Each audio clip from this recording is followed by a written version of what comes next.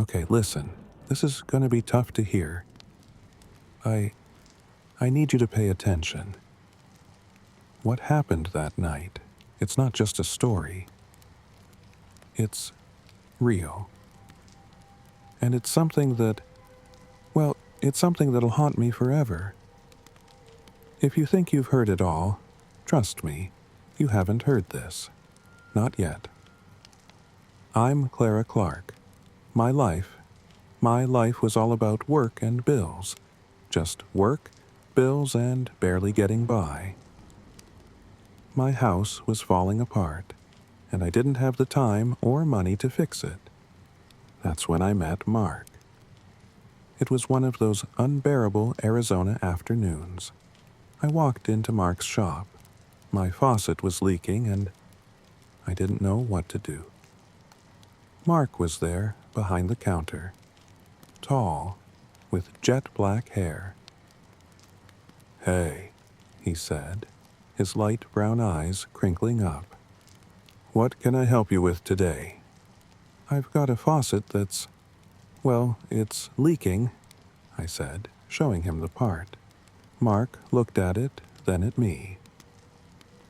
"Yeah, I can see that. If you want, I can help you fix it."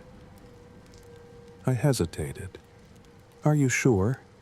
I mean, I don't want to impose." "No problem," he said, smiling. "Let's get it sorted." As we worked on the faucet, we talked. Just small talk. My job, his shop, he tried to make me feel at ease. "You know," he said, "not many folks stick around. Most people just come in, grab what they need, and leave." "Yeah," I said, wiping my hands. "People are busy." "Well, it's nice to have someone to chat with," he said. A few weeks later, Mark asked me out for a late-night drive. I thought, "You might like a break," he said. "How about a drive down the old highway? It's quiet this time of year." I was unsure. It seemed forward, but I said yes. "Okay, why not?" We drove out. The moonlight made the trees look eerie. The wind was unsettling. Mark tried to keep the mood light. "You ever get a weird feeling out here?" I asked. He chuckled.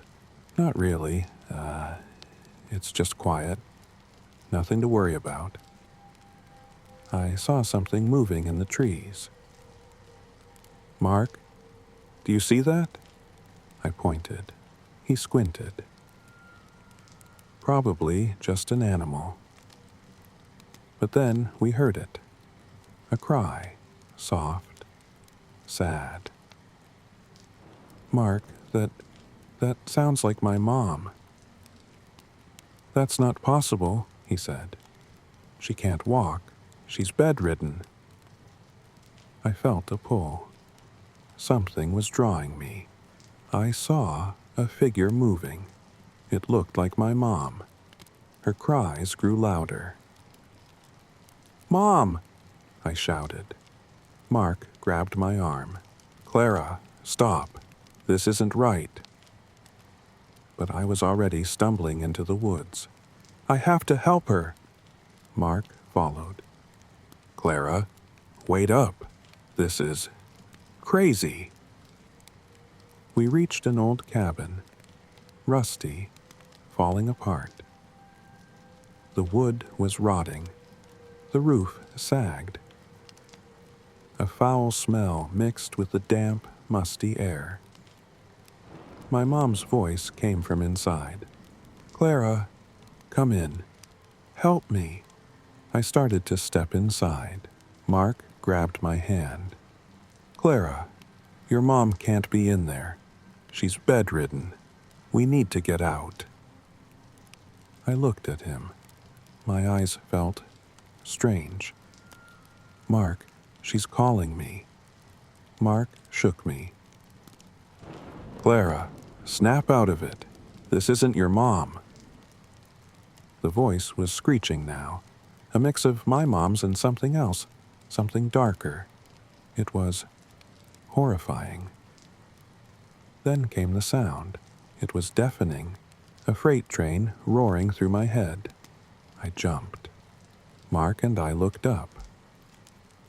On the roof of the cabin, moonlit, shadowy, was a creature. Man, deer, something twisted. Its face was like an old man's, hollow, with twisted antlers. Its body was unnaturally thin. It moved to the edge of the roof, slow and deliberate. Mark held my hand. "We need to run. Now." The creature's voice came from above. "I love to chase my prey. It's fun." Mark and I ran. Fast. I heard the creature's voice taunting. "Run faster, Mark. This is your last night." I tripped over a root. "Mark, help me!" I cried. Mark looked back. Then, silence. The rustling leaves. The creature was close. It dropped from the tree. Its claws slashed. It cut into my left arm. I screamed. The pain was unbearable. Blood poured. Mark's eyes filled with tears. Everything went black. The last thing I heard was Mark's desperate cries, the creature's eerie laughter. They never found us. The woods took us. People say they hear a girl scream on quiet nights. They see a figure in the trees, waiting. Mark and we're gone. The echoes of that night linger in Dry Creek. And believe me, you don't want to find out what's out there. It's 2:15 a.m., and I'm still here, waiting, staring out the window into the pitch-black night, hoping to see Kyle's truck pull up the driveway any second now. The clock on the wall won't shut up, ticking like it's trying to mess with me. Each second feels like it's digging into me. Kyle's always home by midnight. Always. Tonight, though, no sign of him. I've called his phone so many times I've lost count. It's off, just straight to voicemail every time. My stomach's in knots, and my mind's doing that thing where it's playing out every horrible possibility. Did he get in an accident? Did the truck break down? Or, God, is it worse? The house feels like a tomb right now, too quiet. You ever feel that kind of silence that presses in on you, suffocating you from every side? That's what it's like.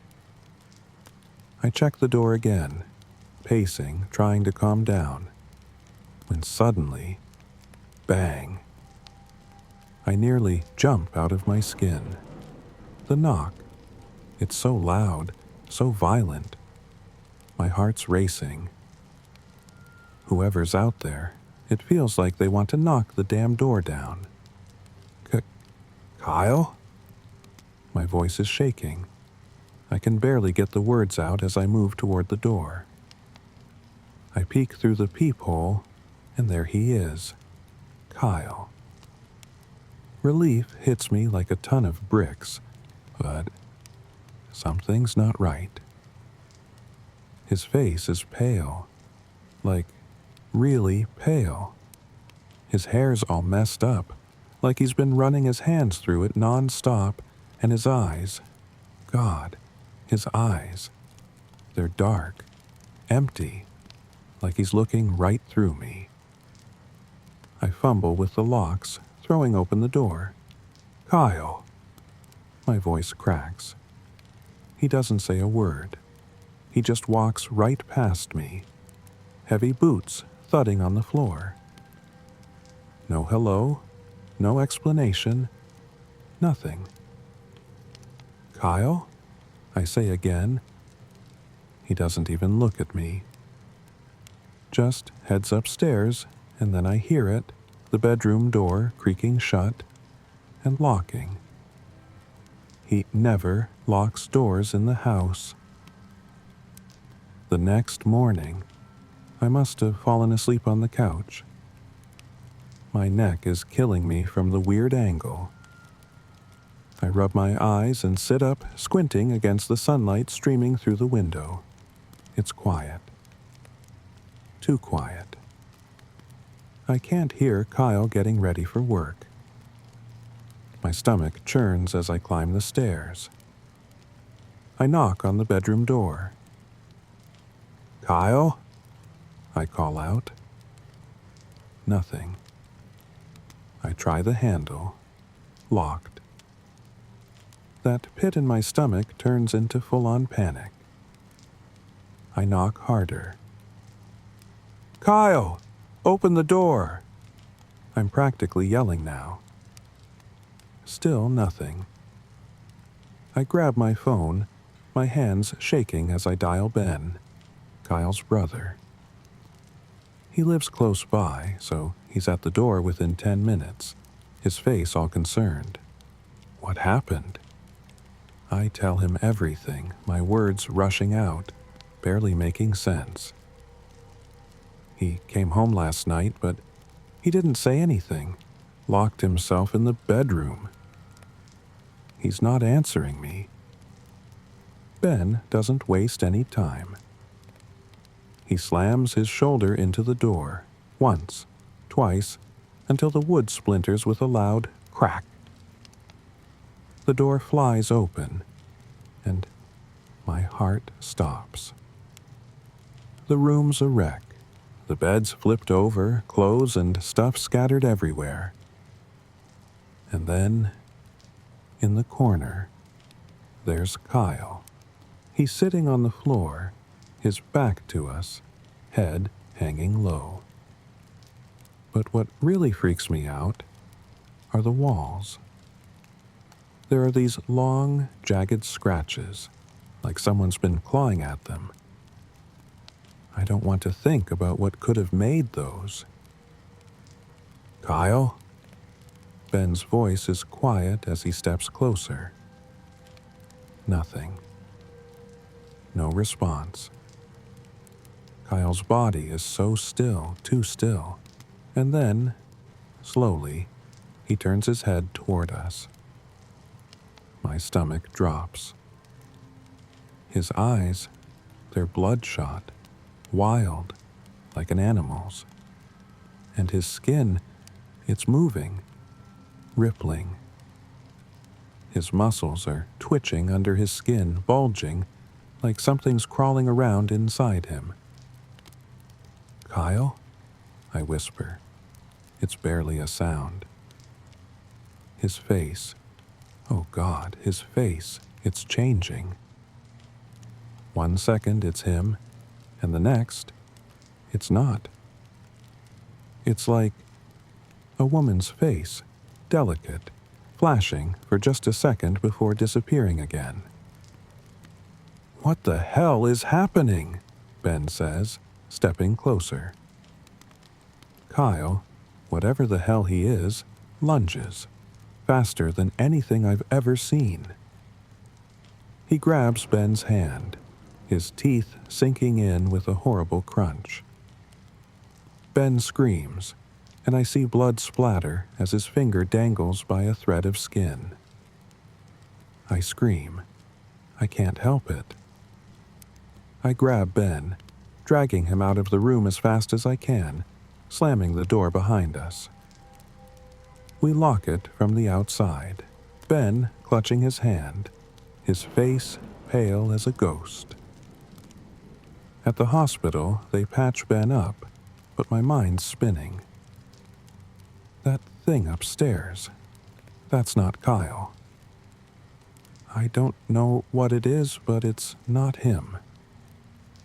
In desperation, we go to see Roger, Kyle's trucking partner.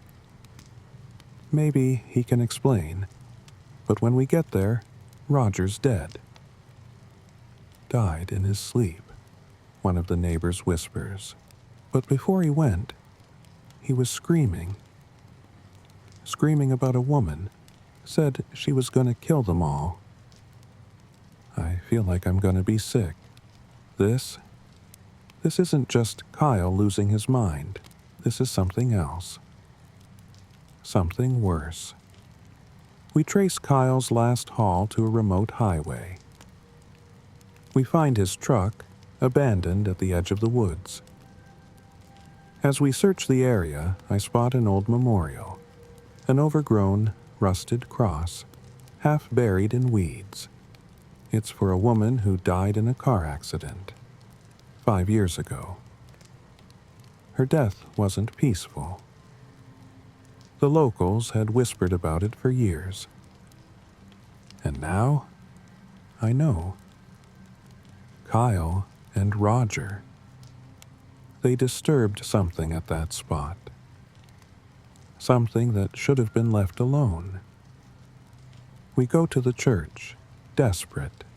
Father Matthias agrees to help, and they come to the house at dusk. It's almost like they know it's already too late. We head upstairs, and there he is. Or what's left of him, Kyle's body. It's twisted, contorted, like something's inside, trying to tear its way out. His voice, it's not his anymore. It's deep, growling, and then it shifts into this chilling, feminine wail. The priests start praying, holding up their crosses, but Kyle, or whatever he is now, just laughs. That sound, it's not human. And then he attacks.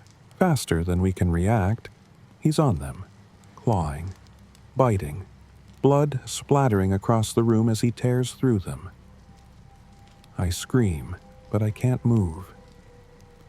Can't do anything but watch.